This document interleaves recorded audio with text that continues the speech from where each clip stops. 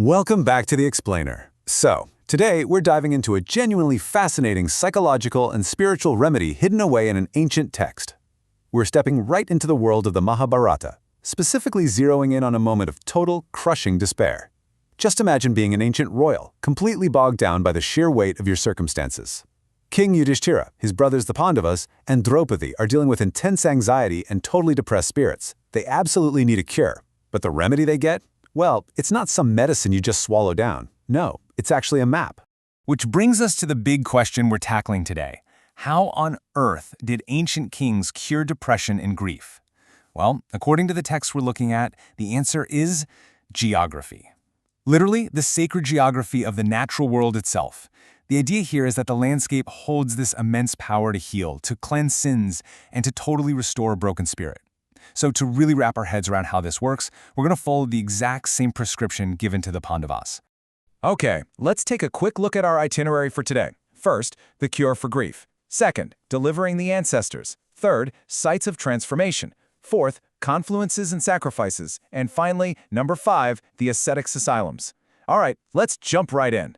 So starting off with Section 1, the cure for grief, a spiritual prescription.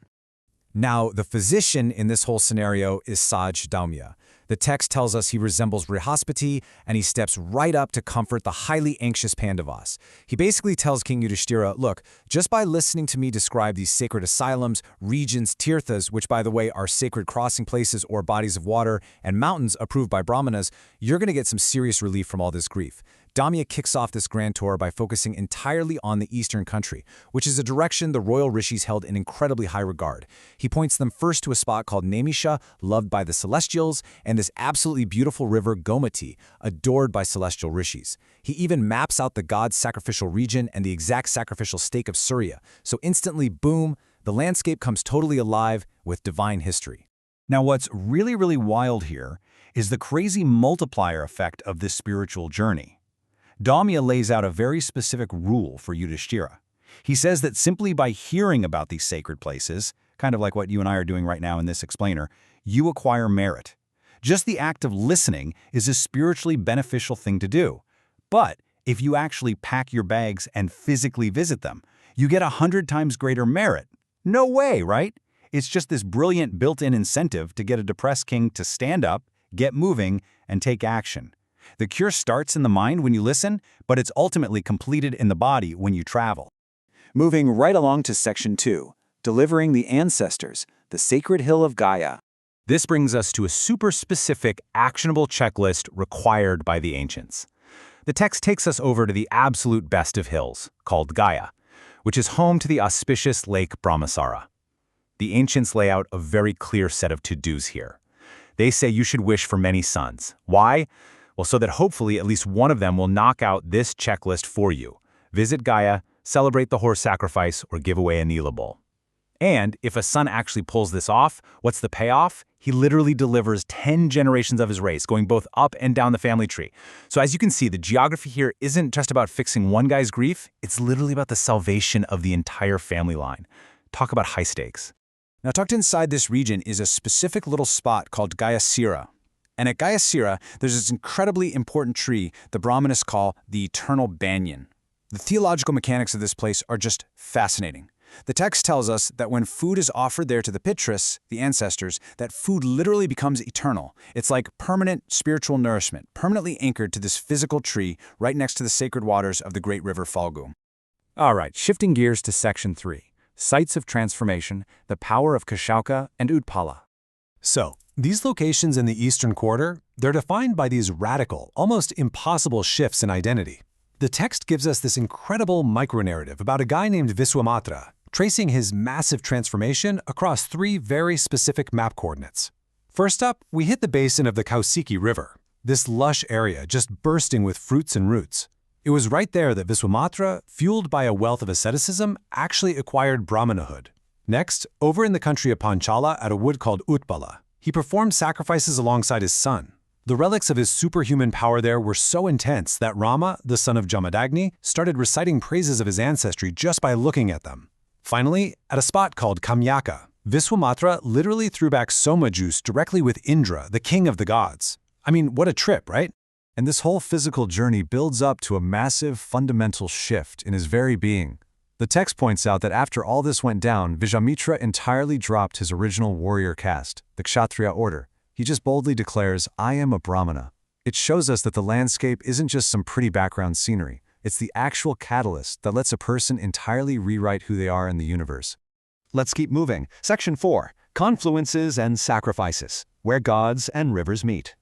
Notice how this spiritual map keeps building by linking these massive legendary figures directly to their geographical anchors. The text gives us this really clear overlay where history meets geography. So, at Prayaga, which is the confluence of the Ganga and Yamuna rivers, the grandsire himself, the soul of all things, performed his sacrifice back in the olden days. Then, along the sacred banks of the Ganga, Bhagiratha celebrated tons of sacrifices, handing out profuse gifts to Brahmanas. And up on the sacred Mahendra mountain, a spot dedicated to the illustrious Rama of the Bhrigu race, the grandsire once again performed sacrifices of yore. The geography here is quite literally layered with the echoes of these massive divine events. Among all these spots, sage Dhaumya puts a huge emphasis on Prayaga, that junction of the Ganga and Yamuna. He says it's celebrated all over the world. But here's the kicker, especially for a king weighed down by crippling anxiety. Dhaumya calls this specific tirtha holy and sin-destroying, noting how highly the rishis regard it. Think about it. If your grief is tied up in the heavy guilt of your past actions, a literally sin-destroying river confluence, yeah, that's the ultimate therapeutic destination. And that brings us to Section 5, the ascetics' asylums, resting places of the ancients. Now, Dhaumya points the Pandavas toward these lush, incredibly tranquil environments meant for some deep, deep restoration. We're not talking barren wastelands here. He paints this vivid picture of beautifully decked forests and high mountain crests, flowing with rivers like the Vahuda and Nanda. He highlights the excellent asylum of Agastya, the Tapasa forest and the Hiranyavinda tirtha tucked right into the Kalandra hills. He mentions Devavana, this delightful spot graced by ascetics, and the famous asylum of Matanga, known as Kedara. In this same region, there's even a sacred river, called the merit-bestowing Brahmasara. The banks there are inhabited by people whose sins are completely washed away. Get this, the text claims that merely catching sight of these vibrant, peaceful places produces merit. Right in the middle of all these highly spiritual resting places, the text drops this wonderfully grounding, purely physical detail. At the Kundingdoda mountain, which is this delightful place just overflowing with fruits, roots, and waters, King Nala of the Nishadas once slaked his thirst and just rested for a bit. It's such a beautiful reminder, right? This map isn't just about performing these intense, grand rituals. Sometimes it's just about finding a quiet mountain where a stressed, exhausted leader can get a cool drink of water, sit down, and finally find some physical and emotional peace. So, here is the absolute most crucial point. After detailing all of these incredible, merit-bestowing, sin-destroying, deeply healing places, Saj Dhaumya just pauses. He looks at King Yudhishthira and says, basically, all right, I've just finished describing the tirthas and sacred spots in the eastern quarter. He then tells the king to brace himself to hear about the sacred spots, rivers, and mountains in the other 3 quarters of the world. I mean, the sheer scale of the healing available to them is just vast. They've literally only scratched the surface of the world's sacred geography. Which leaves us with one final thought to ponder today. If, as Sage Dhaumya claims, simply hearing the names of these sacred ancient places brings merit and jumpstarts the healing process, what happens when we actively seek out places of transformation in our own world? We've explored the map of ancient kings, sure, but where is your next journey going to take you? Keep exploring, keep learning, and hey, thank you so much for joining me on this explainer. See you next time.